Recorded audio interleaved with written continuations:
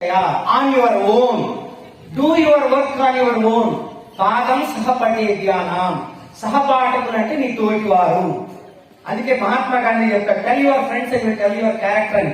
నీ స్నేహితులు ఎవరో చెప్పు నీ యొక్క స్వభావం చెప్తానని. ఎందుకంటే నువ్వు తెలివి తక్కువ దాని అనుకోండి, నీకన్నా నాసి రకమైన దద్దముతో తిరగకూడదు. ఎప్పుడు నీకన్నా తెలివిగలతో తిరగాలి.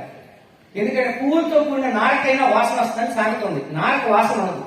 పువ్వులతో చేరిన నారకు కూడా మంచి స్మెల్ వస్తుంది. మనం నార లాంటి పీచు బ్యాచ్ అనుకోండి, మంచి పువ్వులు లాంటి ఫ్రెండ్స్ తో చేరాలి. వాళ్ళు మనకు అర్థం కాని విషయాలు చెప్తారు.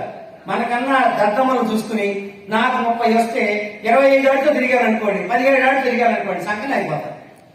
నాకు 40 వస్తే 50 ఏళ్ళతో 60 ఏళ్ళతో 70 ఏళ్ళతో తిరగాలి.